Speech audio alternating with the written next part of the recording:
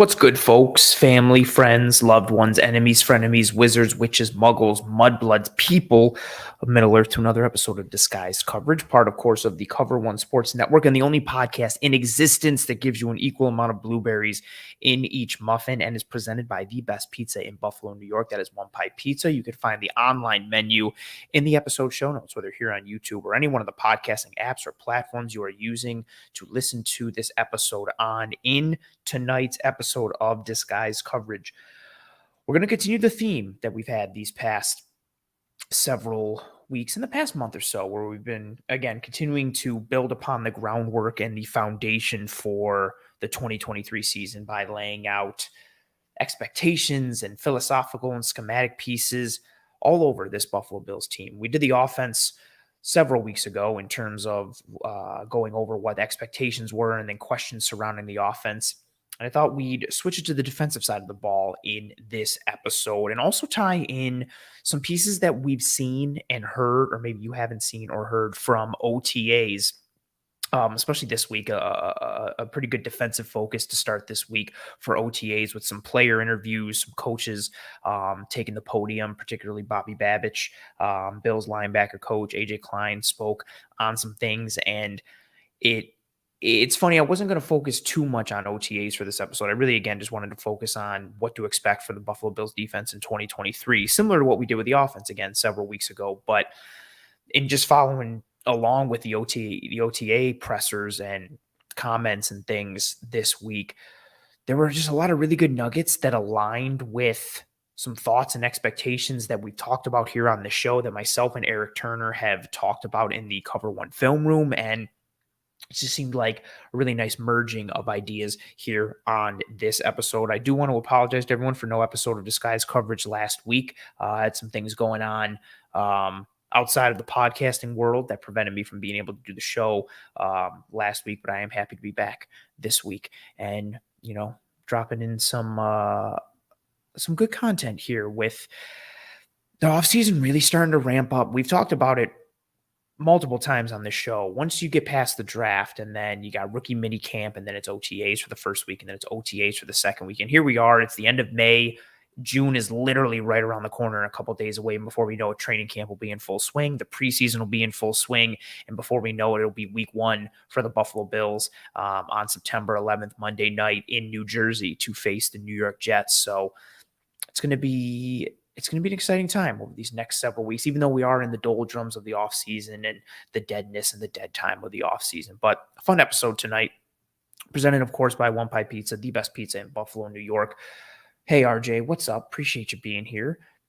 Comment here from Peter. Peter says, do you think Melvin Ingram still has enough juice to make a difference on a minimal deal? Absolutely, I do. I feel like Pam in The Office, where Jim tells her, like, if Dwight ever asks you for an alliance, you agree and say, absolutely, I do. If Dwight ever asks you if you want to be in an alliance, yeah, absolutely, I do for Melvin Ingram. Especially with what he would be for the Bills. Like, you're looking at him as edge 2, edge 3, hopefully, ideally, whenever Von Miller comes back. I think he's still got enough juice in the tank from a pass rushing presence. He does enough against the run, and no disrespect to what the Bills currently have, but I don't think the edge grouping is at the point where, like, you really need somebody who's that next level of a guy to come in and leapfrog somebody to be like edge 2 or edge 3 or edge 4. Right now, as it stands, again, Von Miller, and we're going to get into this a bit going forward in the episode, but I don't expect Von Miller to play in September or even really October. So if you're looking at the edge grouping right now, it's Greg Rousseau as edge 1, and then edge 2 is Shaq Lawson or AJ Epinesa. Bruce Nolan made a pretty good point when I had him on the show last month or 2 months ago, that when Von Miller went down, the Bills kind of showed us what they thought of their edge grouping by making Shaq Lawson edge 2 last year when Von Miller went down. Whether or not that's the same case going into this year for 2023, that's yet to be decided. But yeah, at edge 2 is either AJ Epinesa or Shaq Lawson. And I don't think either one of those guys are enough to keep the Bills from looking at someone like Melvin Ingram or thinking that he doesn't have enough juice to jump over one of those guys on the depth chart for either edge 3 or edge 2. So yeah, I do think he has a enough juice left in the tank, especially if you watch some of the tape. He's had it really, and his snaps have been limited the last couple of years, but yeah, he's still got juice. He's got pass rush plan. He's got savvy. He's strong. He's still got some burst. I would welcome him to the edge grouping for the Buffalo Bills defense. Absolutely. 13 says he dropped a like on my way in and then says, hello, everyone. Appreciate you, 13. And yes, I put it in the comments to start here. You folks know how we normally do here on this episode. I know it's corny, but please, please, please, and thank you. If you are enjoying this episode, if you are enjoying this content, whether here live right now or post live later, please, please, please drop a like on this video. It goes a long way towards helping myself and the entire team and the entire channel to track and trend in front of more eyes and ears. It legitimately boosts the algorithm. So if you're enjoying this content and you can find the kindness in your heart to drop a like in this video, it will be greatly appreciated. Seeing a lot of comments coming through in the chat. What's up? Good evening. What's good? RJ saying the tree is looking beautiful. Yep, we still got the Memorial Day garland rocking over here. So we're still in May. It's still Memorial Day month. It's really Memorial Day weekend with it just happened in these past several days. So I'm still rocking that garland. We'll switch it up, of course, for June. Got to figure out what kind of holiday to rock or work around there. Pete says the defense needs to be healthy. And that's funny because that ties into one of my points later in this episode. I like that. RJ says it's actually amazing that the defense was fourth in DVOA, despite the fact that literally every single starter missed at least one game between the regular season and the playoffs. Oh, I guess that is a fair point. I think every single starter missed at least one game. Yeah, I think with how this season ended against Cincinnati, offensively and defensively, a lot of the positives for this season, I think, have gotten lost in that loss against Cincinnati. What Ken Dorsey did as a first-year offensive coordinator, what Leslie Frazier did with this defense that, like you mentioned, had a bunch of injuries from the front line to the linebackers to the secondary on the back end. Just depth was tested. Practice squad guys had to show up. They had a tough schedule. And yeah, there were a lot of positives to draw from on both sides of the ball, but especially defensively. It's just a shame that, again, the season ended the way it did. And I think kind of put a black eye on the season and a potentially black eye on Leslie Frazier as well. I hope he's able to come back in some capacity because I think the way this past season ended was just really unfortunate for a guy who has been a very good defensive coordinator for the Bills. Now, I know the playoffs are a different piece. It's a bit of a mixed bag when you're talking Leslie Frazier and his defense. But yeah, the way the season ended was definitely unfortunate for this defense, considering all that they overcame. I mean, at one point it was because of the Baltimore game, right in that middle part of like the first quarter of the season. Like they were having to rely on like Brandon Bryant and Ilianku because they just had injuries on the interior. Jordan Phillips went down and Ed Oliver went down and then Von Miller goes down and all these guys are getting banged up left and right. And Edmonds went down at one point. Hyde is out for the year. Poyer goes down. Poyer comes back, but he's playing with basically one arm. Trey White is working his way back from an ACL. You got Kyrie Elam. He got banged up at one point. Benford breaks his hand. Like all these injuries left and right to all these guys. And yeah, the Bills overcame a decent amount of odds to have a pretty successful regular season defensively, at least. I want to put that caveat in there before somebody jumps down my throat and yells about the performance in the playoffs. Because again, I recognize it. But on the whole, the Bills defense did have a successful year last year. Let's dive. Oh, we're going to grab this comment from RJ. Another one. RJ says, also, the Bills need to find a way to get Melvin Ingram here this year. I'm sick of him going to our opponents and making our lives a nightmare for those games. Sign him and put him on the IR. It's actually kind of like not that far off. Like he's been like a Josh Allen kryptonite at one point. And I think going into, because like 2 years ago, the 2022 season, no, the 2021 season, he was on Pittsburgh in week 1. Pittsburgh beat Buffalo. Then he was on the Chiefs for the playoff game. The Chiefs beat Buffalo. And then he was on Miami last year. And in that first game against Miami in week 3, he was on obviously Miami, and the Bills lost to Miami. And he was like Josh Allen's kryptonite. Josh Allen was 0-3 against Melvin Ingram. So yeah, bring him to Buffalo. Even if you just sit him on the bench and reduce his effectiveness against Josh Allen. But I do think he could add some juice to the edge grouping into the lineup as a whole. 13 says Shane Ray seems determined, like really determined. Wonder if he does special teams. Shane Ray would be a cool story.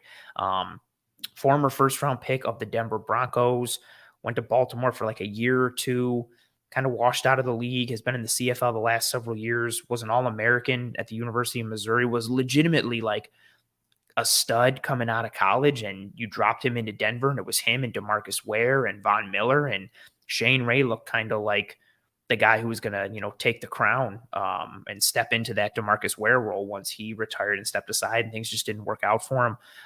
But yeah, from everything he's been saying and the coaching staff has been saying, he seems like a guy who's legitimately, to your point, like he's really determined to kind of recapture who he was, or some semblance of who he was or is, in terms of being a regular NFL player again. I think it's going to be a long way to go for him. Again, he's been out of the league these past several years for a reason, but I think it's a very low risk, but potentially mid-level reward if he works out. You take a flyer on a dude who wants to be there, who's going to grind, who's going to make his teammates grind and make his teammates compete. And who knows, maybe I think it's a long shot, but I don't know. If he beat out Boogie Basham for Edge 4, would I be shocked?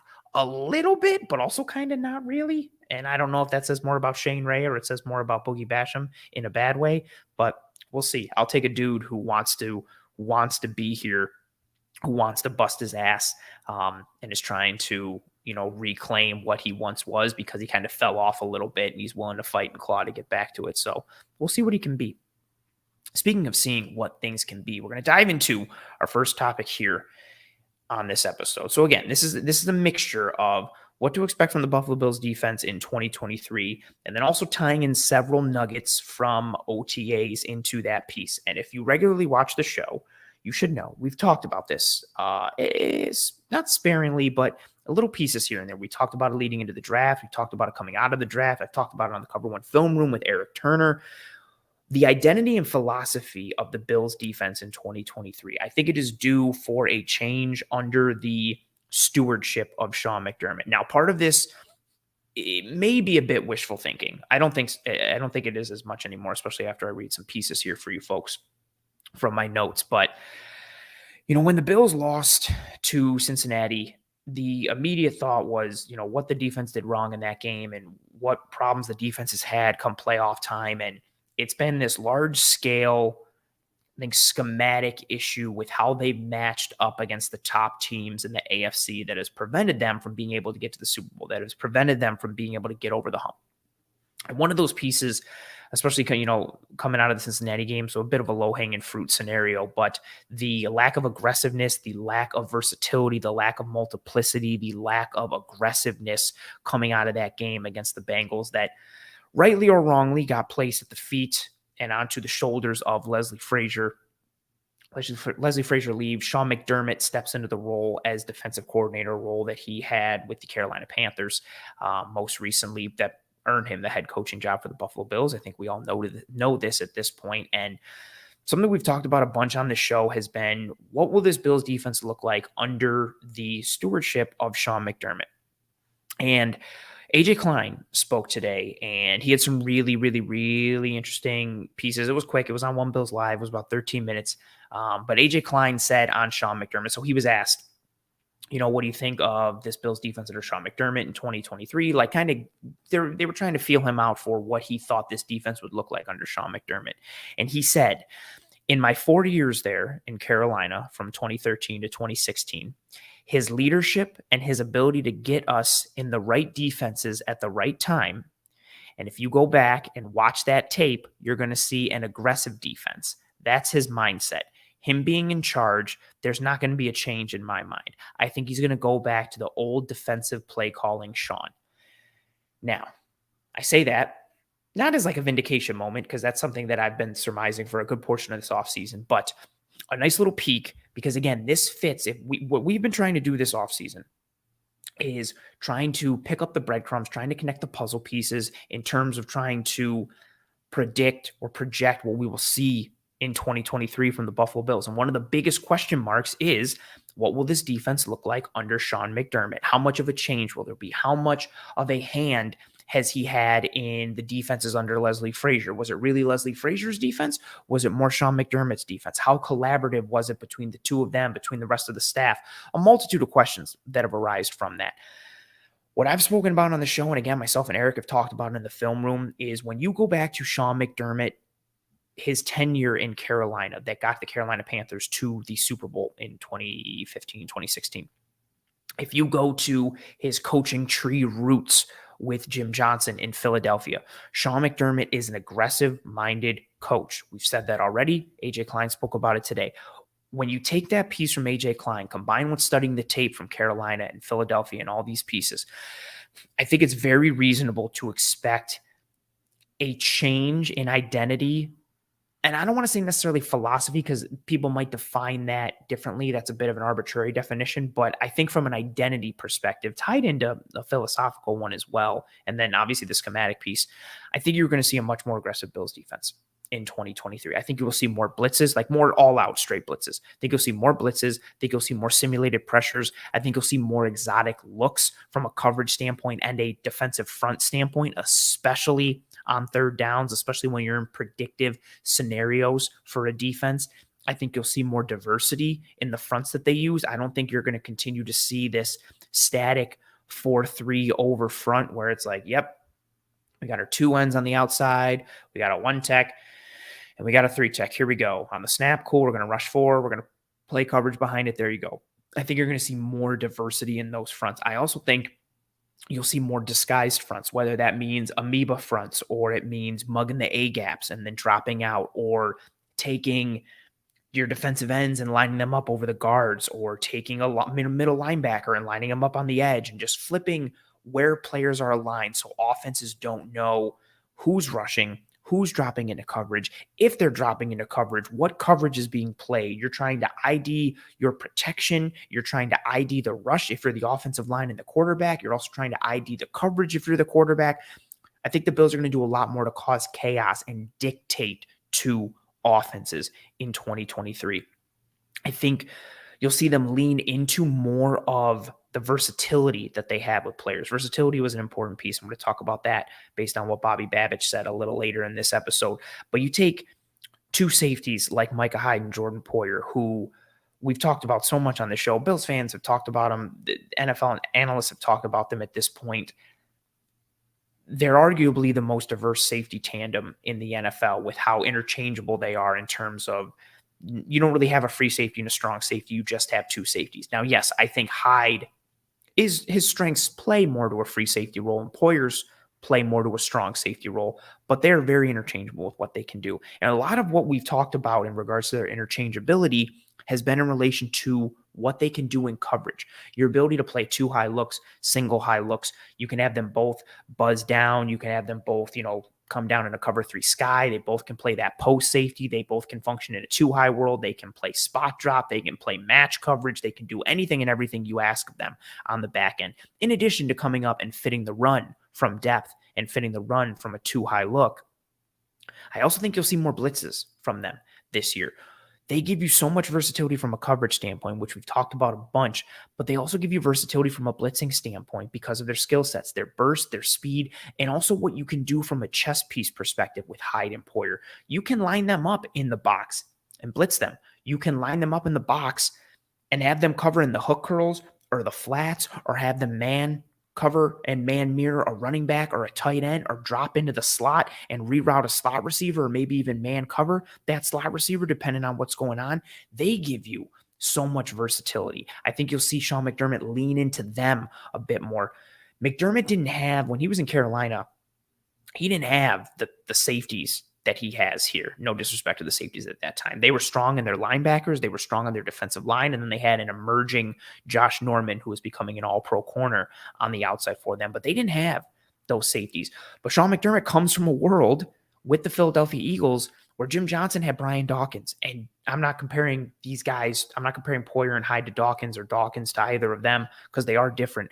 But Johnson used Dawkins in a multitude of ways, from a coverage standpoint, from a run fit standpoint, from a chaos creation, havoc causing, blitz, attack minded, physical, aggressive nature and standpoint.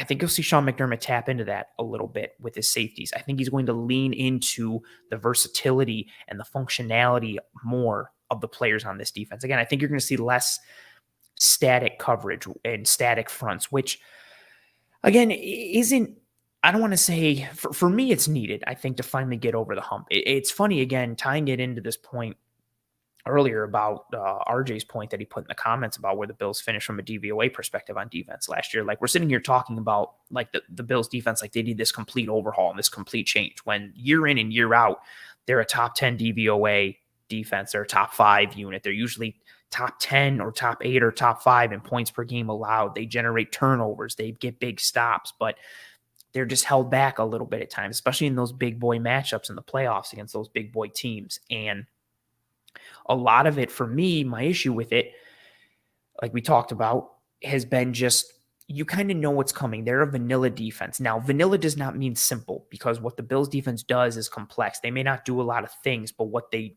do requires a lot of repetition, a lot of practice, a lot of execution, a lot of high level communication and understanding of what your responsibility and role is as an individual player within the bigger, grander scheme of the functionality of the defensive call. But we knew what we were going to get, usually snap in and snap out from the Bills. You know, you would get some kind of disguise coverage on the back end, might be a 2-high shell, and then they'll rotate down to single high or vice versa.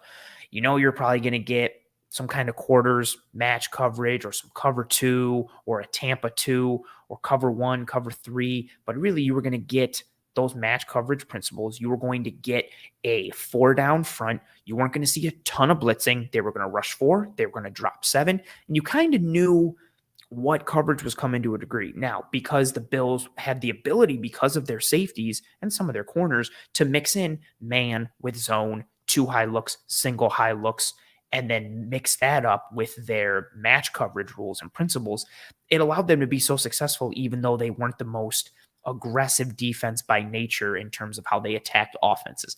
They forced you to be efficient and execute against them consistently. They weren't going to give you big plays. They were going to limit explosives. They were going to keep everything in front of them, rally and tackle, force you into the kill box, make you make tight window throws, and beat you over and over and over again. They weren't going to give you a 40-yard chunk play. If you were going to score a touchdown, you were going to have to do it 7 to 12 yards at a time, and they were betting that you weren't going to be able to consistently do that, drive in and drive out, in order to beat them.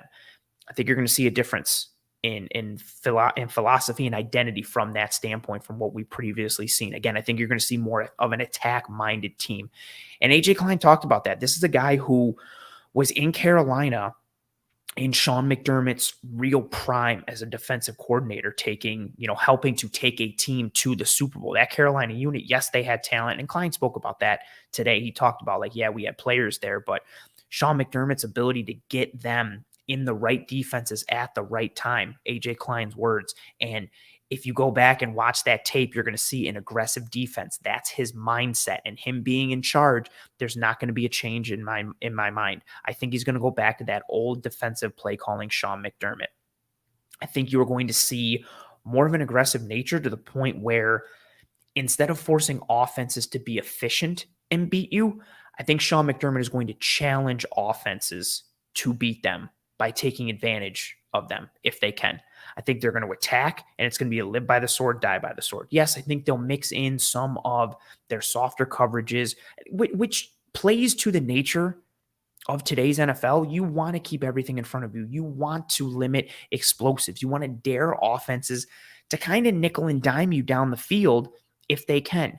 And what usually happens is offenses aren't willing to do that. Eventually, they try to take a shot and it puts it behind the sticks. They take a shot on first down and they don't get it. And all of a sudden it's 2nd and 10. Now you get them behind the sticks. You get them into more predictable situations or disadvantageous situations from a down and distance perspective. And then you start to work in your designers because you have them in a predictable spot, and you can attack based off of the perceived vulnerabilities you have for them because they're in a predictable spot. But I do think you'll still see some of that. Okay, we're going to make you beat us with efficiency piece. But I expect to see more aggressive nature, just like A.J. Klein spoke about. I was so happy to hear him say that, because it's something I've been banging the table for all offseason in terms of talking about how this defense will look different. More blitzes, more simulated pressures. I expect to see the Bills' sack numbers go up, not necessarily because some players having an amazing year, which may happen, but just from a schemability standpoint, I think you're going to see a lot of free runners coming through, whether it's through the A-gaps, whether it's off the edges. I think you're going to see havoc and confusion for offenses because they're going to have to do a lot in terms of IDing who's rushing. Okay, we got a middle linebacker out at edge. Is he actually going to blitz? Is he actually rushing? Is he going to drop out? They're showing 6 at the line of scrimmage. Are all 6 coming? Is it going to be 5? Is it 4? Is it 3? Okay, it's 4. Which 4? Okay, so that means 2 are dropping. Who's dropping? Where are they dropping? What coverage is it? All of those things stress an offense. It stresses an offensive line. It stresses a quarterback. I think Sean McDermott's defense is going to be built to stress the protection of an offense. It's going to stress the offensive line. It's going to stress quarterbacks mentally. And I think with that, you're going to see, again, more of a play call and design structure that is geared towards more of an aggressive attack-minded nature. I think, again, more blitzes, more simulated pressures, more creeper pressures, more exotic looks. You're not just going to see that static 4-3 defense, and we're going to sit and just play coverage behind it and see what happens. Especially with Von Miller out in the beginning of the year, we saw down the stretch a little bit, especially in that playoff game against Miami, the Bills started to use simulated pressures in order to generate pressure. It was something that actually bothered me in the Miami game. Granted, it worked and it helped out, but Miami's offense was bad from an offensive line standpoint.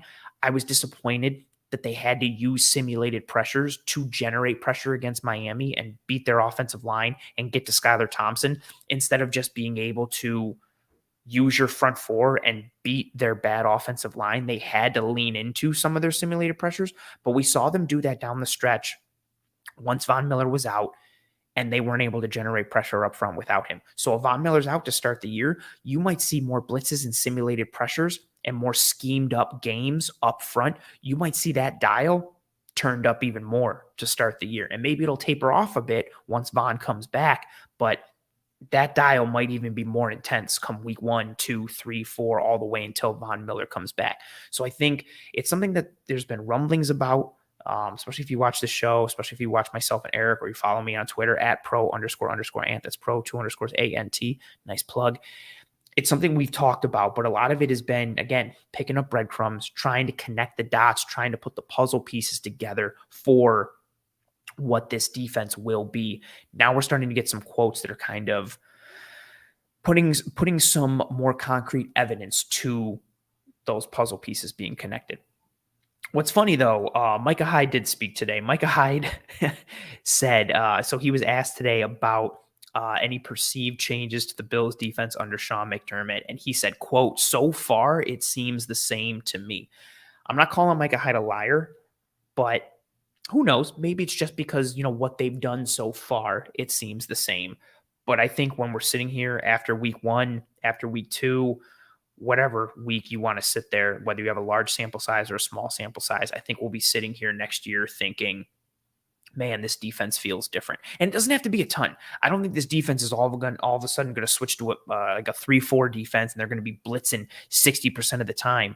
But you will notice differences and tweaks. I think you'll see more run stunts. I think you'll see changes in gap integrity and gap attacking techniques up front. Maybe you won't see a whole bunch of one gap, and maybe you'll see more gap and a half, maybe some 2 gapping at times, just mixing guys in different spots, and all designed to create havoc and chaos and confusion for an offense, stress them mentally to try and take advantage of them physically. I think, and then that'll be done again by that aggressive attack-minded nature of Sean McDermott that he had in Carolina, that he learned in Philadelphia, that AJ Klein spoke to earlier today. Again, I think that's something that as we're getting closer to the year, I really, really, really expect that to come to fruition. Go to this comment here from Pete. Pete says, I think there's 5 defensive ends until Von's back. Then whoever has done the least is moved or cut. That's fair. You could go 5 defensive ends, and then you can go 4 interior defensive linemen. You go Daquan Jones, Ed Oliver, Poona Ford, and Tim Settle.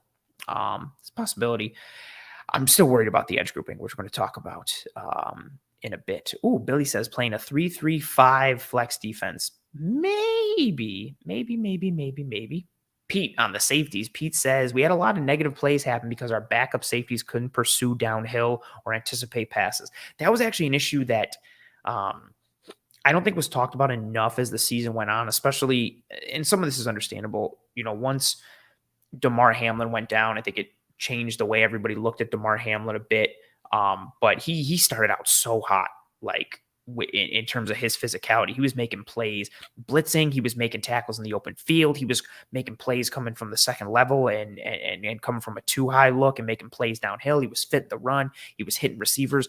As the season went on, his tackling started to suffer a bit. He was missing tackles. He was taking poor angles. He was just getting beat, and guys were just breaking tackles when he would go in and go against them. We saw Jaquan Johnson's struggles. And then Hamlin, I don't think he didn't really get tested too much in coverage, but I don't think there's enough sample size really there to say, based on how he was used, to say like, well, he was great in coverage or he was deficient in coverage. But I think the jury is still out for that. But long story short, once Hyde went down, and then especially when Poyer went down too, it was rough. The safeties are important to this defense. And when it was Jaquan and Hamlin, the pairing wasn't great. And then Hamlin started out real strong and real tough, especially once Poyer came back. It looked like they had a solid duo. But, as the season went on, I thought Hamlin's play started to dip a little bit. So, having Hyde and Poyer back there, knock on wood, should tremendously help. RJ says, I agree. I think McDermott will start doing more week-to-week matchup schemes like how we should have used the Chargers blueprint against the Dolphins last year.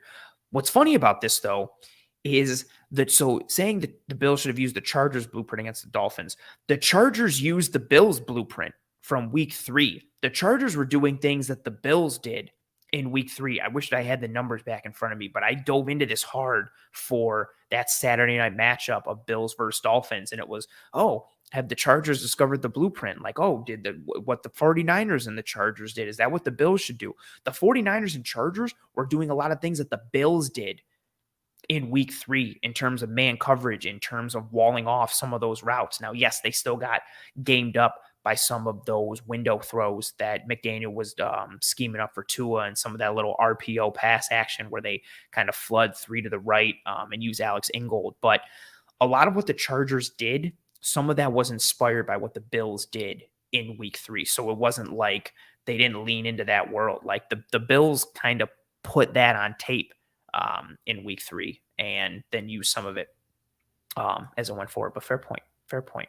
Claude says, I'm glad too, Ant. Sitting back may work against the bottom 15 QBs, but the top 10 types ate it up. And that's the issue, right? Like if you're going to dare, especially against the Bengals, right? Like, okay, if you're going to play that philosophy and be like, we're going to dare you to be efficient. Like Joe Burrow is just going to be like, okay, especially last year, like the year before 2021, Joe Burrow and that Bengals offense was a lot of, 9-8-9. So like a vertical, a bender, and then a 9. So 9 being a vertical, 8 being a bender, 9 being a go route. It was a lot of go balls and just throwing stuff downfield. And they did that last year too, especially when you have T. Higgins, Mr. 50-50 ball for me is an 80-20 ball. And you got Jamar Chase and you got Boyd. And they had Hayden Hurst last year, who was a legitimate threat in the intermediate and downfield. But Joe Burrow just took what defenses gave him last year. And so that wasn't a great matchup, which we saw in the playoffs. You just want to sit back and dare somebody to be efficient. Like Joe Burrow will carve you up by just dinking and dunking 6 to 8 yards a clip. And then if you're also coming up and missing tackles, then you're hurting yourself even more. If you're just going to play with no cover zones underneath, and then you're going to miss tackles when you try and rally and tackle, you're making life so easy for the defense.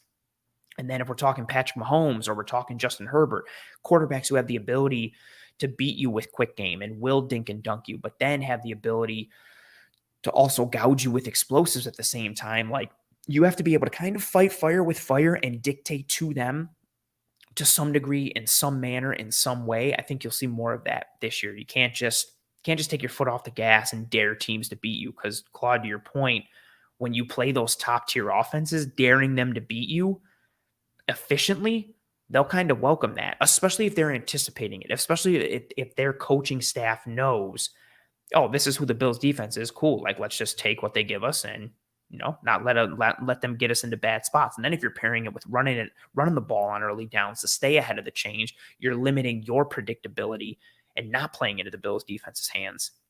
Very fair. Very fair. Very fair. Sarah Christine joined in the chat. She says, here's all my Mafia peeps. Sup, y'all? Hi, Ant. Hi, Sarah. Welcome to the show. Thank you for joining. So that's that first piece there, the identity and philosophy of the 2023 Bills defense. I think there's going to be much more aggressiveness, much more blitzing, simulated pressures, more of an attack-minded standpoint, safety blitzes, varied fronts, disguised fronts, more versatility, more multiplicity as a whole. And part of that is, good comment here from Sarah. She says Lou Anarumo, Bengals defensive coordinator, is really, really, really good at adjustments. He absolutely is. He's one of those guys who you can tell a lot about an offense by the game plan that he scripts against that offense, because he's going to try and take away your best thing. If your best thing is, throwing lefty haymakers, he's going to take away that lefty haymaker and try and like scheme you up against that. And man, he had a great game plan against the Bills, much like he's had great game plans these past several years in big games. Yeah, he schemed the Bills up. He attacked their protection rules. He attacked their route distributions. It was a really well game plan game from Sweet Lou in that divisional round for the Bengals against the Bills. And again, he's just a quality dude at this point. Good for the Bengals that they got him back and he did not accept a head coaching job. Andrew says, smash that like button. Yes, please and thank you. If you folks are here and enjoying this content, please and thank you. Drop a like on this video. It goes a sincerely long way towards helping myself and the entire team to track and trend in front of more eyes and ears. I say it every week. I know it's corny. I know that it's corny that I say I know that it's corny, but it really helps. And I appreciate you folks. Now, let's move on to our next topic here. This one has been a huge discussion piece on this show, and I think amongst the Bills community since Tremaine Edmunds left for Chicago and cashed in that bag. Mapping out the Mike linebacker spot. This is something we've talked about on the show, and this is something that I already had as a topic going into tonight's episode. And then we got some really fun nuggets of information from Bills linebacker coach Bobby Babich today at OTAs for his press conferences. So the first thing he said is what they like to have ideally is they like the play caller or the green dot name, because your helmet has a little green sticker on the back to indicate that you have the mic and the speaker inside your helmet there. Ideally, their green dot player is their Mike linebacker. And so I'm just going to read you several nuggets and pieces of information from Bobby Babich today. So the first thing he said was the green dot ideally is their Mike linebacker. Ideally, in any system, you have a system where you don't have to do a lot of substituting. Bobby Babich also mentioned how important repetition is towards building confidence in what you're doing, especially game repetitions, because you can't mimic game reps. He mentioned how having versatility allows you to not be pigeonholed. Ideally, you have versatile players at every position. These were all a string of comments that he brought up in relation to a question asked of him today in terms of how they would divvy up that Mike linebacker spot. And did they want it to be one person, or would they be open to the idea of it being, a shared role, i.e. kind of like a platoon scenario? And so he answered again by saying, ideally in any system, you have a system where you don't have to do a lot of substituting. He mentioned how important repetition is, especially game repetition. He mentioned how having versatility allows you to not be pigeonholed, because ideally you have versatile players at every position. I wanted to bring this up because the notion of a platoon at the Mike linebacker spot has been floated for this team this year in 2023. And I'm not completely against it as a possibility, even though I really don't prefer it at all.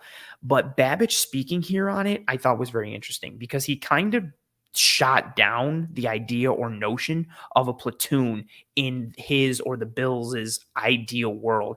And he also gave us some potential foreshadowing to how they may feel about their linebackers. So again, in an ideal world, if they have it their way, they don't want a platoon. They want versatility baked into one position. So again, think of what they've been these past several years. Matt Milano, Tremaine Edmunds, two linebackers that ideally, if they're not injured, do not leave the field. They're able to play on first down. They're able to play on second down. They can play on third down. They play against run-heavy teams. They play against pass-heavy teams. They can operate in any coverage. They can play man. They can play zone. They can play match. They can blitz. They can do whatever you need them to do, right? Boom. That's what they want. They don't want to platoon. So if they do platoon this year, because think about this piece, right? If they do end up platooning this year, that means they're doing it because they don't feel they have a guy who can occupy that Mike linebacker role by himself, like Tremaine Edmunds did, or like Matt Milano does at that will spot. So We've talked about it. We've talked about the idea of, okay, who fits into that Mike linebacker spot? Oh, they drafted Dorian Williams. What does it mean? So on and so forth. So one, to take it to that base level, they don't want it to be a platoon. In an ideal world, they want it to be one guy. Now, who that one guy is, potentially, we're going to talk about here in a little bit. But let's get that set as the baseline right now. Ideally, they don't want a platoon. They don't want to have a guy who, and I'm just making this up, they don't want to have AJ Klein on first and second down and Terrell Bernard on third downs. They don't want AJ Klein on first and second and then Dorian Williams on third. They want it to be one guy. Now, this also, I don't want people to hear this and think that this means there won't be some sub packages, right? I've talked a bunch about Taylor Rapp on this show and what his role may be in 2023. I do think he will have a role. I don't know how much. I don't know what the snap share will be. I do think he will see reps on third down, whether it's as a big nickel, whether it's as a dime linebacker, or whether it's just a straight up like 3 safety package. I do think Taylor Rapp will see reps on this field. I do not think he was purely signed just to be a backup third string or fourth string safety for this team. Maybe you get a little sprinkling of, they kind of had a handshake deal potentially of, oh, hey, you come in this year and we'll see what happens with Micah next year. We'll bring you in. You're the starter. I don't know how far-fetched that is or realistic. I just don't think he was brought in just to be a depth guy this year. I do think he will see some reps, but I've talked about him a bunch as being a dime linebacker.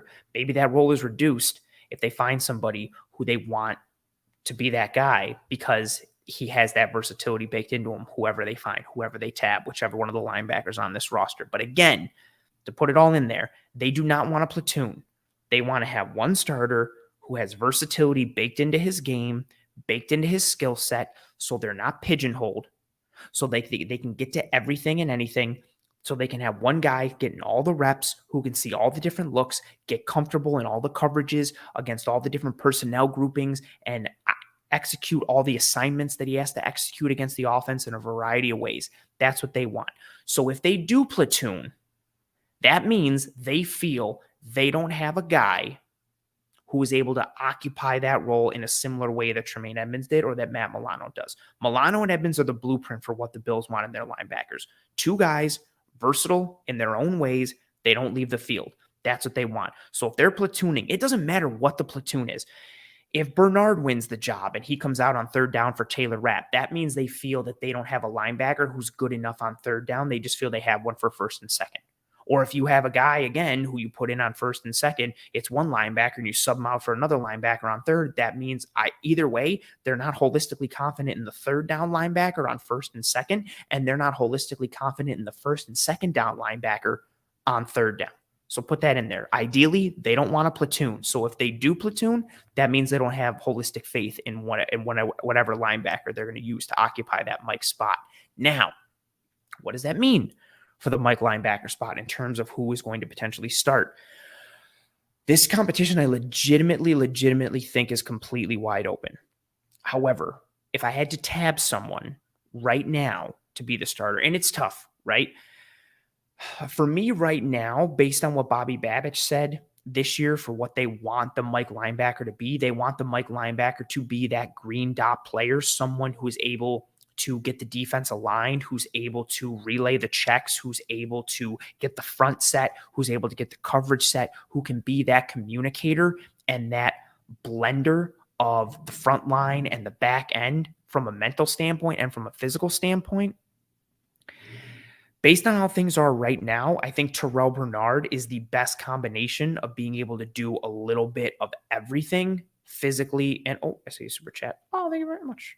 Morning Mine coming in. Appreciate you. You're here pretty much every week. I appreciate your presence. And thank you very much for the super chat. I appreciate that as well. And then the really kind words. She says, thanks so much for all your wisdom, Anthony. Hit that like button, chat gang. Oh, I do like that. Appreciate the super chat. Appreciate you being here. And yes, please and thank you. Hit that like button, folks. It goes a long way. Please, please, please, please, and thank you. Thank you very much, Morning Mine. I appreciate you. So, again, Bobby Babich talked about wanting that middle linebacker to be the green dot player. So you got to have it between the ears. Leslie Frazier talked about Terrell Bernard last year and talked about him how he's, quote, one of those guys who can take the classroom to the grass, the guy who you can draw things up on the whiteboard for. He sees it, he gets it, he understands it. I think Terrell Bernard right now is, and I'm not saying he's overall the best guy, but I think he's the best combination of being able to do a little bit of everything physically and also between the ears. He comes from a defense at Baylor where he was asked to function with pro style responsibilities as far as coverage and recognition. And a lot of that translates well to modern NFL defenses and especially the Buffalo Bills defense. He got Dave Aranda's stamp of approval, the head coach at Baylor, former defensive coordinator at LSU and Wisconsin. Sean McDermott is a big fan of Aranda's. Aranda gave Bernard that stamp of approval, which goes a long way. Now, we know Bernard is not the biggest. He's a smaller guy. He's built more like a big safety than he is a linebacker. He's not the biggest. He's not the strongest. He's not the fastest. He does have limitations, but he has a more well-rounded game than any of the other linebackers on the Bills roster. Terrell Dodson is meh in coverage at best. AJ Klein is long in the tooth in coverage. We know how good he is on first and second down. We know how good AJ Klein is coming forward, fitting the run, playing in the box, and going sideline to sideline within the box, but he's just not that coverage guy anymore. Balin Spector, or Babylon Spector as he's known on the show, we don't really know. The sample size is too small. We saw some preseason reps from him. So again, we don't really know positively or negatively, but just in seeing what we saw with Spector last year in the preseason, Terrell Bernard is more advanced than him in coverage based on what we saw in those limited reps last year. And then that takes us to Dorian Williams, who, so I was a bit out of the loop last week, but Dorian Williams, I saw several pieces in OTAs last week and then another piece today in OTAs. There's been several videos out of Dorian Williams. And again, I don't think this is a huge negative. I want to say that before anybody takes this and runs with it to any X level degree or jumps down my throat because they love Dorian Williams. What I'm about to say, I think, should be expected for him. But last week, we saw a video of him having to be coached up in drills for coverage. Today, we saw him being coached up in a tackling drill because he wasn't bringing his hips with him when he was coming forward. He is at a spot in his game. And again, I've talked about it. I talked about it the night of the draft, post-draft, talked about it on Twitter. Dorian Williams has fun tools and fun traits. He's got the arm length. He's got burst. He's got speed. He's got explosion. Like, he's got a lot of pieces that you like, and it's fun. I get why people like him and gravitate towards him. But he has a long way to go from a refinement standpoint mentally and from a technique standpoint. He comes from a defense. Brandon Beane talked about it. I tweeted this. I mentioned it on the show. He comes from a simpler defense in general at Tulane, but especially in comparison to what's asked of him in this Buffalo Bills defense. A lot of coverages are just spot drop coverages, which is, you drop to your hook curls, you drop to a landmark, you turn, and you're basically covering grass. Here with the Bills, he's going to be asked to do a lot more match coverage. He's going to ask to read things on the fly and adjust based on the route distribution and based on what his peers are doing. Last week, there was a clip. They were in like a 3 linebacker set, or maybe a big nickel set. It was him, Saran Neal on his left, and I forget who's on his right, but he drops. And I believe they're running crossers in front of him. And Saran Neal nailed down. Dorian Williams kept dropping. And, they stopped the drill, and you could hear in the background, if you really listen close, turn the volume up, he was being coached up that, when you see that crosser, you got to come up, you have to take him. Today, we saw just a basic fundamental drill. You attack the dummy, you attack the bag, pop it in, lift, come through, hit the donut, bring your hips, and lift the donut up to the sky. He had 2 reps and that were on video, and they were both ugly. He wasn't bringing his hips through. Again, not the end of the world, not terrible. But right now, Dorian Williams, I know people want him to be a thing, and some people really like him, or some people see the dreadlocks and think, oh man, he's another Tremaine Edmonds. This is going to be awesome. I think he's far away right now from contributing.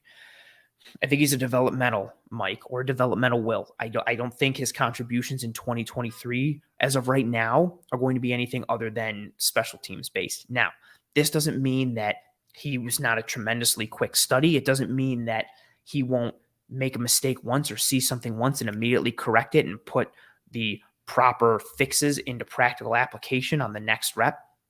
Who knows? Right? Maybe he'll come into camp and he crushes it. Maybe in preseason, he crushes it. Maybe the mistakes that we're seeing in OTAs right now, he'll never make again for the entire offseason. Maybe, right? but he's very raw. He comes from a defense that does not prepare you well for an immediate translation to the NFL game in your rookie year. Now, this does not mean he won't be good in 2024 or 2025, or they won't even contribute in some way in 2023, especially if the roles of that linebacker spot changes a little bit. But he's being coached a lot so far in OTAs on fundamental pieces, both from a tackling standpoint, from a coverage standpoint. And these are just 2 videos. Now, you can make the case that, maybe those are the only 2 mistakes he made, and every other rep he's absolutely crushing it. Perhaps, and maybe, or you could also play to the other side and say maybe he's making a ton of other mistakes early on, and he's having to be coached up even further. I don't think any of these are bad. Again, I thought he was raw. He's toolsy. He's traitsy. He's got some fun pieces to like. He needs to be polished. He needs refinement.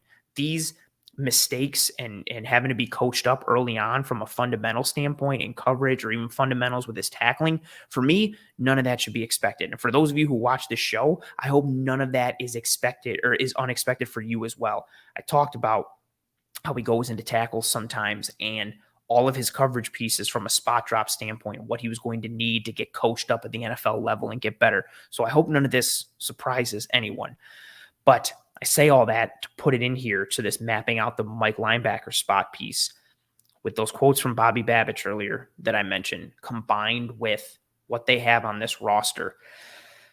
I think Terrell Bernard is the guy who is kind of like the lesser of all evils with everything combined. I don't think there's any one guy with this, but I mean, with how wide open this competition is, it speaks to how there is no one guy who is the right fit for this spot. You can make a pros and cons list for literally every linebacker on the Bills to step into that Mike spot. Dodson, Spector, Klein, Bernard, Dorian Williams, Tyler Medikevich, I forgot to mention him in case somebody's out there saying, I think Medikevich could be the guy. Who knows? Maybe he could be. But the fact that that could even be a possibility. A core special teamer for his entire career could maybe see some reps. I don't think that's in the realm of possibility. But if somebody thought that, I wouldn't necessarily fault you. But that is all representative of what the Bills have or don't have in terms of their Mike linebacker candidate. So it literally could be anyone. And if you're looking at it right now, again, I think Terrell Bernard is the lesser of all evils when you put everything together. I think it's either him or AJ Klein that I think is going to be the best from the shoulders up, what they got going on between the years in terms of the checks, adjustments, making calls, relaying the call, making on-the-fly adjustments, getting the front set, getting the back end coverage set, being able to work all that together. It's either going to be Bernard or Klein who's best from the shoulders up in that perspective, right? But then Klein, he doesn't have that coverage ability on third down. And we talked about it earlier, what Bobby Babich wants. Ideally, they have that Mike linebacker who's a versatile guy. They do not want a platoon. So if you don't want a platoon, that doesn't really speak well for AJ Klein because he's not going to be able to really stay on the field on passing downs. And then Terrell Bernard, if he's on the field on early downs, yeah, you're going to take a hit against the run than if you had AJ Klein in there. But the difference between him and Klein against the run is less than it is Klein versus him in coverage. And then you have Dodson, who I think showed his liability in coverage last year, a couple of the games that he filled in when he saw reps for Tremaine Edmonds. And again, we've seen Spector for some reps in preseason, but I don't think he's the coverage linebacker that Bernard is. Who knows? Maybe he takes a huge jump this offseason versus what he was last year. But I think right now, if we're mapping out the Mike linebacker spot, I think Terrell Bernard is the guy. I think for me, between Bernard and Klein, if I could have my way, but then Klein makes you have to platoon. And then if that's the platoon, is it Taylor Rapp coming in for a dime linebacker spot? And what's happened on third down? You open up yourself to vulnerabilities from a dictation standpoint and a predictability standpoint. And good comment here from Dobbs. I'm going to bring up some comments in a minute, but I just saw this one from Dobbs, who says Klein has the mic down from the head up. Unfortunately, he doesn't have the youth or athleticism. I think that's very well said. He's got it from the head up. He's got the physicality. I want him in there on first and second down, like playing against the run. He just doesn't have it from a coverage standpoint. And I don't think he should be asked to have to do that from a coverage standpoint with where he is right now. But this Mike linebacker spot is wide open. But I think Bernard right now is the best combination in terms of being able to do a little bit of everything. I don't think he has any area where he's like an 8 out of 10 or a 9 out of 10, but he doesn't really have anything where he's like below a 5. Like everything for him is like a 6 to a 7. But the other guys at his spot have things where they might be an 8 or a 9, and then they've got others where they're like a 2 or a 3 or a 4. And so when you average it all together, I think overall he's got the best shot right now based on how things are going, especially when you pair him with Milano. Now, that's going to open yourself up for a whole bunch of other schematic issues, which we will talk about this offseason. But right now, if you're mapping out what this roster looks like at the linebacker spot, paired with those comments from Bobby Babich today that I mentioned earlier, again, ideally in any system, you have a system where you don't have to do a lot of substituting. The green dot is their Mike linebacker in an ideal world. Ideally, again, repetition is very important towards building confidence in what you're doing, especially game reps. That speaks to not doing a lot of substituting. Having versatility allows you to not be pigeonholed. Ideally, you have versatile players at every position, especially the linebacker spot. I think all of it right now points towards Terrell Bernard looking potentially like a guy right now to lock down that Mike linebacker spot, but we will see as we go forward. I see the chat blowing up, so let's grab some comments here. Oh, let's go back to this one from Troy. Troy says, what's the downside of an aggressive defense? The downside is you open yourself up to chunk plays and big plays. If you are bringing a blitz and the offense picks it up, they block it up, or the quarterback IDs it and he knows where the hot read is, he has an easy completion. Or if you get beat in a bad way, all of a sudden you potentially give up an explosive play, whether it's in the middle of the field for a catch and run, or if it's down the field. Like the more aggressive you are, the more you open yourself up for explosive plays against you. It's that risk reward piece. If you're more aggressive, you have a higher chance in theory of creating a negative play. So a sack or a turnover or an incompletion or a tackle for loss, but you also open yourself up to the idea of giving up explosive plays yourself and bigger negative plays for you. If you play safer, you really don't get beat with explosives, but then you might not generate as many negative plays and you might not have as much versatility and dictation to the offense. That's kind of in theory what it would be. Oh, I like Aiden saying, what's up, Ann, using the Ann emoji. I like it. Oh, Andrew says, CB2, Benford or Elam? Oh, we're going to talk about that in this episode in a minute. I like Elam. I like Christian Benford a lot. I would be fine with them platooning as of right now. I would be fine with a platoon. I like them both. Oh, Andrew planting a flag. Andrew says, Dorian Williams is my bet. He's got the vision to read coverage and fit against the under routes, and I feel like he can compete against guys like Kelsey. I respect your vision for Dorian Williams. I disagree. I don't think he's got the vision to read the coverage. I think he's too inexperienced with playing match coverage. Now, he has the athleticism, and I have shown some reps where he's carrying tight ends and slot receivers vertically. I just think he's too inexperienced in that world to outright win the starting job unless something drastic happens. Like other guys have to fall apart or he has to set the friggin' world on fire come camp. I don't think he's there from an eyes perspective in terms of reading things, reading the route distribution, understanding his assignment, putting it all together. I think the game might be a little fast for him right now, which again should be expected given where he's coming from, given the competition he played against. But I don't think he's there right now from a coverage standpoint. Maybe from a man standpoint, he might, from an athleticism standpoint, might be able to compete against guys like Travis Kelce, but I think Kelce might be able to route him up just because of how experienced he is. Although he is a good man mirror guy against tight ends and running backs, but that's also a huge task. Like asking a rookie linebacker from Tulane, a rookie third round linebacker from Tulane in a linebacker class that was not a good linebacker class, asking that guy to compete against Travis Kelce for me is a big ask, but fair. Oh, Sarah likes Dorian too. I get it. I understand. Oh, RJ says, does using more personnel variations make it more difficult on the opposing offense? Bill Belichick made a career using tons of personnel packages on defense. The key is having versatility in your personnel packages.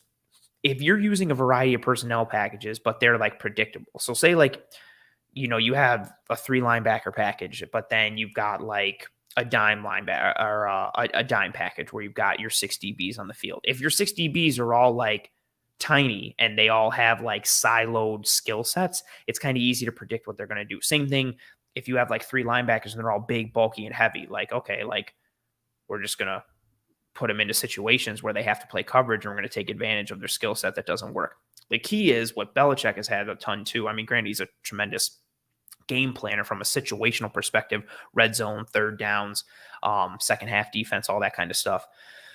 But his personnel packages have versatility, even with what you've seen these past years with New England. Like you've got Kyle Duggar and you've got Devin McCourty and you had Jalen Mills and you had Marcus Jones, the rookie from Houston, and you've got the Joneses and all these guys who like, well, they can play outside. They can play against a tight end. They could blitz from the slot. They could drop as a split field safety. They could play in the hook curls. They could buzz down. Like there's all these things you don't know who's going to be what. The key is just having a lot of personnel variations isn't necessarily the thing. You have to have versatility within that personnel, right? And if you're rolling out different packages and the offense still doesn't know who's going to play what, Kyle Duggar is a great example, right?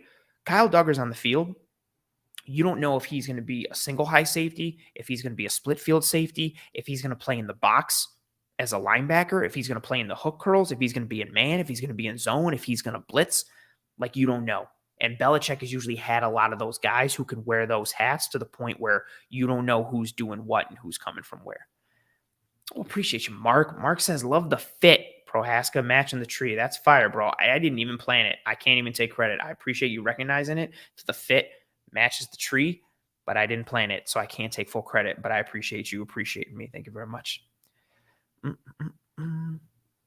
Sarah says, I'm interested to see what our defense will look like this year. Still think something is weird going on with Frazier, quote unquote, taking a year off. What's up with that?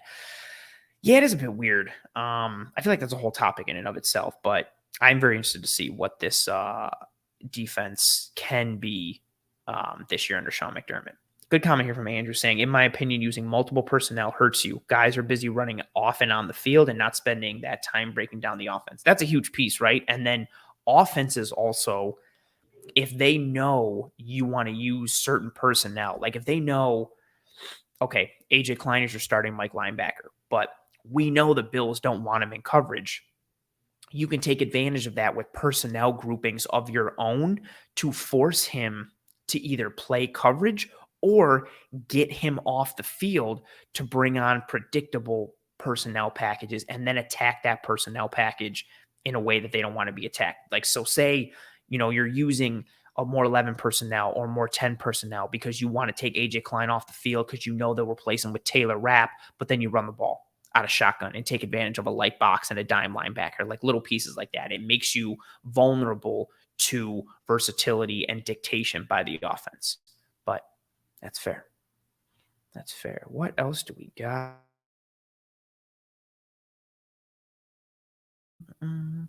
What else we got? A lot of comments, a lot of back and forth. All right, I think we're going to move on. Oh, Dobbs said Klein played a lot of Mike in 2020 when he balled out against the Seahawks, but he blitzed a lot. Like he was used in a different world.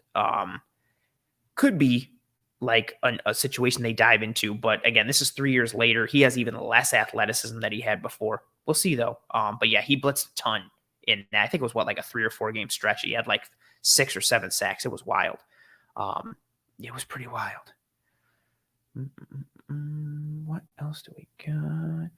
Sarah says, are we sure they won't split time at the position? No, I'm not sure. I'm just going off of what Babbage said and what they've done traditionally. Because part of it too, again, they could split time. They want to not platoon. They want it to be one guy. But if they don't have that one guy, then they have to platoon. That's part of the interesting piece, right? Who? Jason. Jason's awesome. Jason says, sick Intercontinental title in the background. Best IC title of all time. That's right. The white one. The old school one. The Mr. Perfect Intercontinental title. Well done. Well done. Oh, I think I see a super chat. Oh, thank you so much, Deborah. Thank you for being here. And thank you for the super chat and the really kind words. Deborah says, great show. Very knowledgeable. Go Bills from Texas. Bills Mafia's everywhere. I appreciate you, Deborah. Thank you so much. Thank you very much. Thank you very much. Ooh, good point from T. Dobbs.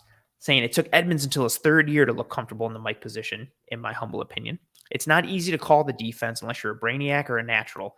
And I think that's where Bernard comes in. He's a very smart player. He's a very cerebral player. Again, Leslie Frazier said it last year. He's that guy he's one of those guys who can take the classroom to the grass. He was talked about as a guy who picked things up very quickly. He has that comfortability factor, and coming from a similar defense at Baylor, I think he has a lot of it between the ears that, one, I don't think Dorian Williams has. Dodson probably has some because of the familiarity with the system, with how long he's been with the team. Klein has it.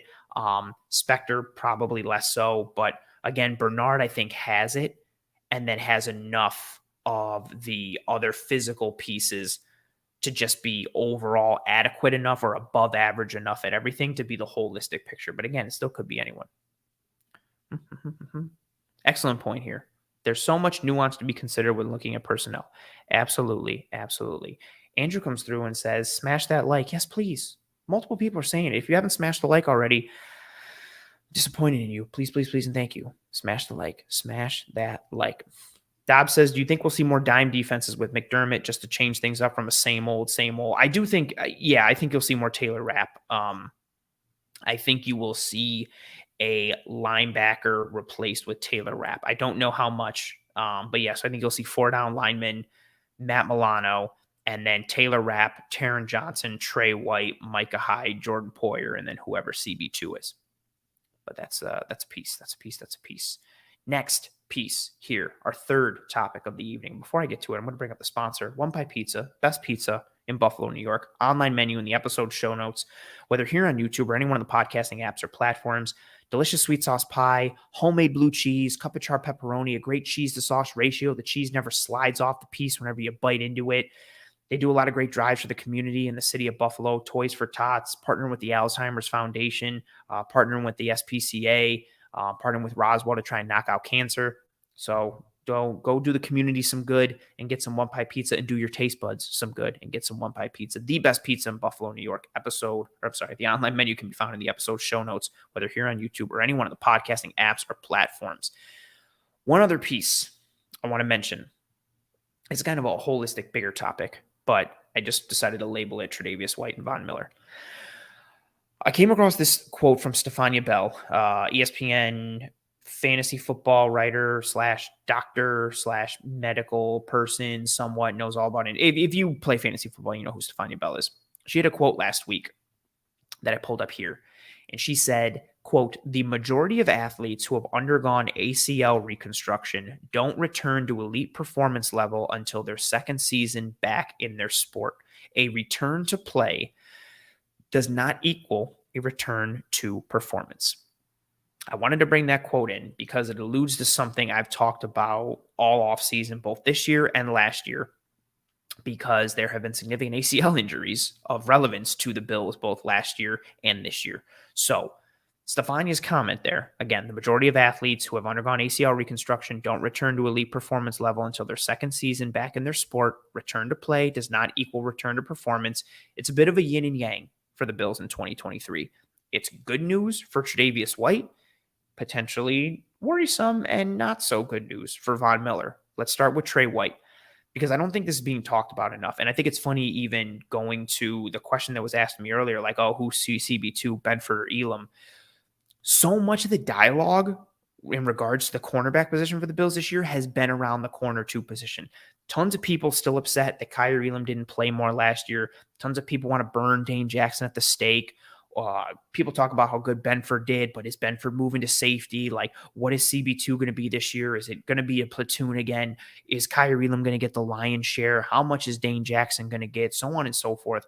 Lost in that cornerback 2 conversation and that secondary conversation, in addition to Micah Hyde coming back from his neck injury, Jordan Poyer coming back in free agency, all of those pieces lost in the conversation in the secondary is that the Bills may be getting back the all-pro form of Tre'Davious White.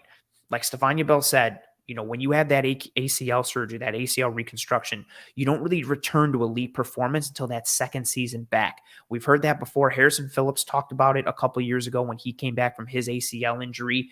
This is Tre'Davious White's second year removed from that ACL tear. And last year, when you watch the tape, I talked about it on the show, and I showed several film clips of it heading into the playoffs. Trey got better with every rep of every game last season once he came back from the IR. And no, he didn't look fully like his old self. He didn't look completely over it and completely back to 100%, but he showed glimpses and he showed promise. And now he gets a full offseason of work that isn't spent purely on rehab and recovery. He gets a full offseason to instill more confidence in that knee from a mental standpoint. He gets a full offseason to build upon the confidence of returning to play in 2022 last season on that knee. And if you get an all-pro Tre'Davious White stepping back onto the field, that's a legitimate game changer for this Buffalo Bills defense in and of itself, just for him in a vacuum. But especially when you add him with Micah Hyde and Jordan Poyer, you legitimately have 3 all-pro caliber players in your secondary. Not many, if any, teams can say that. I think we're losing sight of what a year 2, second year removed from an ACL tear Tre'Davious White can be back in this defense. It's not getting talked about enough. And that expectation for what the Bills defense can be in 2023, if you're adding all-pro Tre'Davious White back into the mix and you're pairing him with all-pro caliber Micah Hyde and Jordan Poyer and an aggressive-minded, philosophical, tweaking, changing defense under the guise of Sean McDermott, a lot of fun pieces that you can do when you've got an all-pro corner, 2 interchangeable, versatile safeties, the games you can play, the blitzes you can scheme up because you're confident on the back end, the man coverage that you can engage in, the man coverage that you can pair with blitzes up front, the match coverages you can play, all of the games that you can do on the front and the back. Because again, what you do up front is tied to who you are on the back end and what you can do on the back end. All-pro Tre'Davious White isn't just a boost for the secondary, it's a boost for the front and for the tools that Sean McDermott has at his disposal. I don't think it's getting talked about enough, where the conversation is so skewed towards corner 2 and still being upset that Kyrie Elam didn't play enough last year, that we haven't really talked about the idea of, Trey White might be back to regular Trey White. And if that happens, that's very, very, very exciting for this defense. Now, I talked about it. It's a bit of a yin and yang, good and bad situation. You go to the flip side or swing the pendulum the other way. The Von Miller conversation. ACL tear last year, as Stefania Bell said, and something we've talked about on the show. And I didn't just bring up the quote because it supports something that I said, but I thought it was really on the nose and quite apropos. Again, majority of athletes who have undergone ACL reconstruction don't return to elite performance level until their second season back in their sport. So Von isn't even a full year removed yet at this point. Considering his age, considering his play style, and it being the second significant injury to that knee, I think he's a bigger question mark than it's getting talked about. I know there was like a workout video of him several weeks ago or a month ago, but I don't think that's necessarily indicative of him coming back from that knee or being ready for the early part of the year, especially because, granted, lifting weights is good, but especially because there was no, you weren't testing that knee laterally. It was just lifting up and down. I think he was just doing like a lunge or a squat and just going straight off that knee. So that's good. That's positive. You want to see him be able to work it out, but he's not really stressing it or testing it from a lateral stability standpoint. And again, with guys not coming back to their, elite performance until the second season back from that injury, and a return to play does not equal a return to performance, I don't know what to expect from Von Miller in 2023. Not even from a performance standpoint. I'm just talking from a snap share and usage standpoint. I don't know how much he's going to be on the field for this entire year from an entirety perspective. I still am going to continue to maintain, I don't think he comes back until November-ish, maybe middle of November, maybe early. But I think November is a pretty safe ballpark. And then once he's back, who knows how much he'll play. I think a lot of it will be determined by how much they need him and how good the other guys are going at the edge spots. But want to tie that in to something we talked about earlier. Again, the identity of the Bills defense, the philosophical changes potentially. You can win in the NFL in a multitude of ways, but two of the big buckets are you can win with talent or you can win with scheme. Sometimes it's just simple as my guy's better than your guy, my guy's going to win.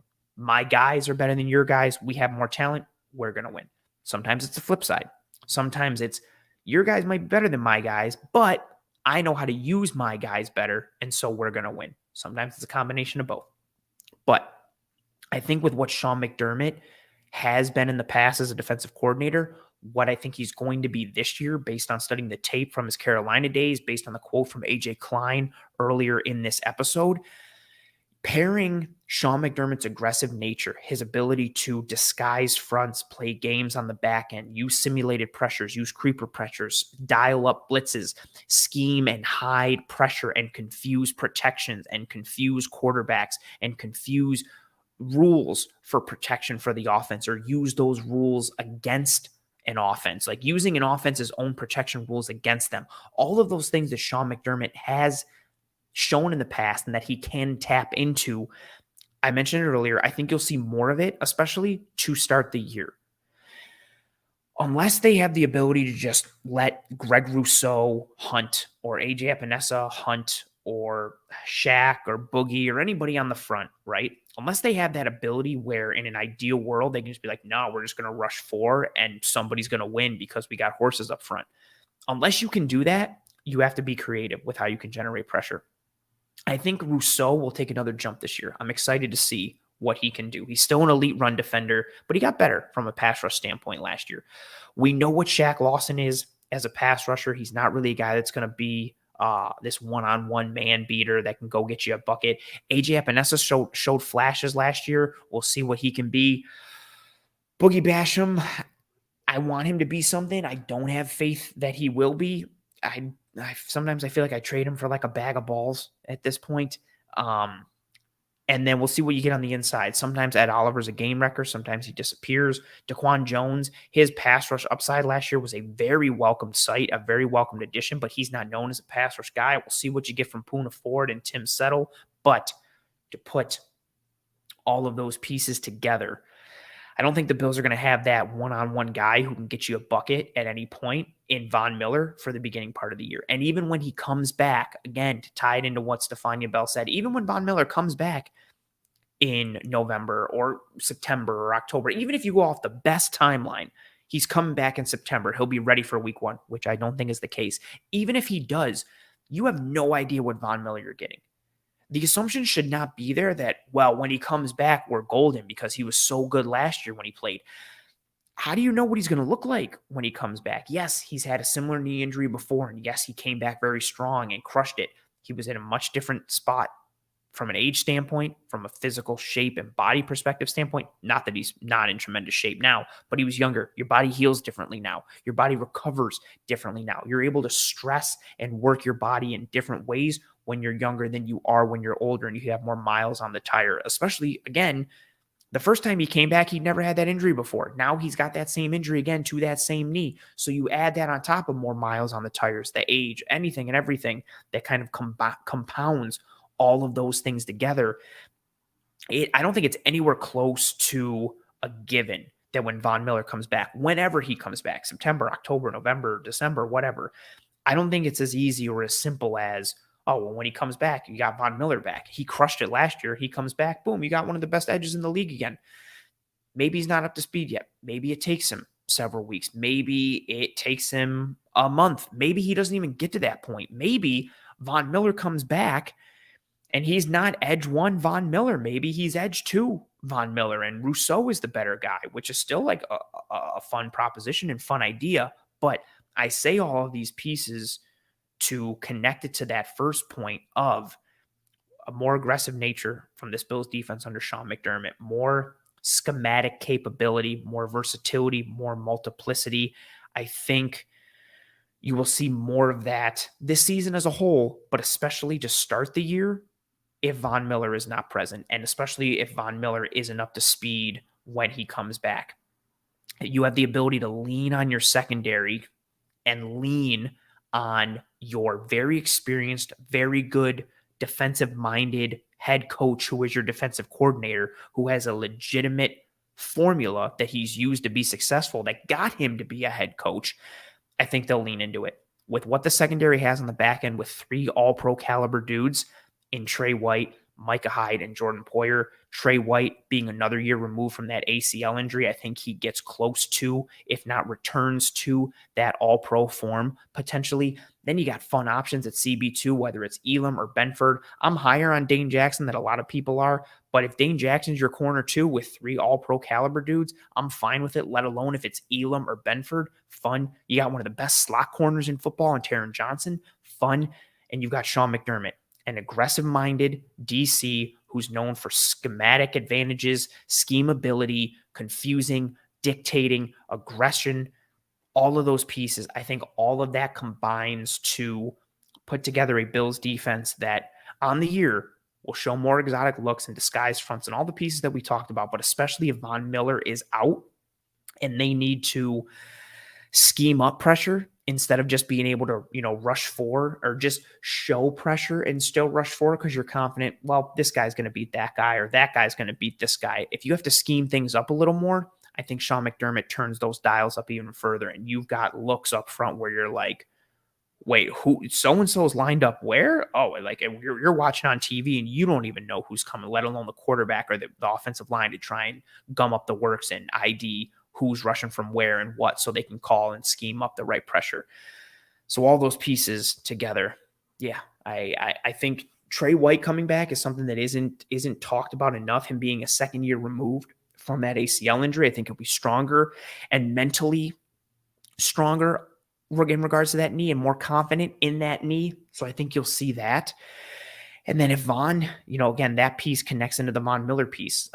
If he's not ready or if he does come back and he's not the Von that we're used to seeing or that we saw last year in Buffalo, then you have to scheme up pressure a little bit more because I don't think they have a bucket. I don't think they have a walking bucket on the defensive line right now like they did when Von Miller was there. And that's okay. That doesn't mean you can't still win. That doesn't mean you can't be a good defense. That doesn't mean you can't generate pressure. It just means you need to be a little more creative if you're the defensive coordinator or play caller or designer. And that's where Sean McDermott comes in. And that ties in to my first piece from earlier. So I think that's a very interesting point. Pete says Ed's pass rush will come on more than most people are expecting to. You know what I could see? I could see another Tremaine Edmonds scenario for Ed Oliver where he just blows up this year and then prices himself right out of Buffalo. I could see that. But, we'll see. We'll see. What else? What other comments do we have? Andrew says, I'm disappointed about AJ Epinesa. I think the coaching staff did him kind of dirty with the whole weight speed thing, especially in a COVID year. They basically took him and said, like, hey, what you do well and what works for your body type, we want to change your entire body type and change your entire skill set and the way you play. So it's tough to do that, especially at the NFL level while you're adjusting to trying to be an NFL player. Great comment here from Thomas. Thomas says, Jim Johnson, principal, McDermott, disciple. Yep, mentioned it earlier. Like McDermott coming from that tree, aggression, blitzes, disguised fronts, disguised coverages, mixing up coverages. So an offense doesn't know what coverage you're in. Is it man? Is it zone? Is it too high? Is it single high? Is it going to be a blitz? Is it a simulated pressure? They're rushing 4. Okay, which 4 are coming? Who's dropping where? Who's doing what? I just got hit in the mouth, sack, fumble. Fun. Ooh, I think that's going to do it for us here on this episode of Disguised Coverage. I want to thank everybody who rode with me here live on this episode. Again, I know we're still kind of in the slow times of the off season, but I appreciate everybody tuning in. Before anybody leaves, whether you're here live now or watching later, please, and thank you. If you haven't already, please drop a like on this video. Please and thank you. It goes a long way for myself and these episodes, and a lot of focus and work goes into it for myself and the entire team. So if you did enjoy this, please find it in your heart or within your soul to drop a like on this video. Please, and thank you. It goes a long way if you'd be so kind. Thank you to everyone who rode with me live here on this episode. Thank you very much for the kind words that are coming in now. I appreciate you folks. Thank you very much to Morning Mayan for the super chat. Thank you very much to Deborah for the super chat. Thank you folks for just being here in general. There's a lot of nice comments coming in. I appreciate you folks. Thank you very much. And yeah, thanks for everybody who rode with me live here on this episode. It's always, like I say it every time, when I'm solo and I don't have a guest, which is a decent amount. It's always nice to have good engagement and live viewership because it makes me feel like I'm not alone still. So it's nice to see the ticker going up for views. It's nice to see the comments scrolling through, the engagement with one another, the engagement with myself. And again, I see that one from Nikki too. Thank you, Nikki. I appreciate you folks. So thank you very much to everyone who rode with me live here on this episode. If you didn't ride with me live, that's cool. Thank you very much for your post live view, your post live watch. If you are listening on one of the podcasting apps or platforms, that's cool. Please rate and review and subscribe to Disguise Coverage on whatever podcasting app or platform you are listening to this show on. If you're on Apple Podcasts, leave a rating and a review. If you are on Spotify, leave a star rating if you'd be so kind. And again, genuine feedback is always appreciated. If you got something nice to say or something constructive and anything and everything, I appreciate honest feedback, rates, review, subscription, all that stuff. If you're here on YouTube, please, again, drop a like on this video, subscribe to Disguise Coverage if you would be so kind as well. Thank you again to everyone who joined me live on this episode. Falling apart. Thank you very much to everyone who joined me live on this episode. And again, if you didn't and you're watching later, listening later, whatever have you, thank you very much. Any and every ounce of support is extremely appreciated. Word of mouth is also great as well. If you think this show is good and this channel is good, that's awesome. Tell your family and friends and loved ones about how awesome this show is and how they need to tune in. If you didn't enjoy this episode and you don't enjoy this show, that's fine. Tell your enemies about how awful this show is and try and ruin their day by making them watch this show. I appreciate you folks. I will be back next week live Tuesday, 9 p.m. Eastern for another episode of Disguise Coverage. Myself and Eric Turner will be back in the Cover One film room tomorrow, live 7 p.m. Eastern for that. But again, Disguise Coverage will be live next Tuesday, 9 p.m. Eastern with another episode. I hope you and your family and friends and loved ones are all doing well and staying safe. Be kind to one another. Take care of one another. I will see you next week, live Tuesday, 9 p.m. Eastern for another episode of Disguise Coverage. And until then, Godspeed. And as always, go Bills.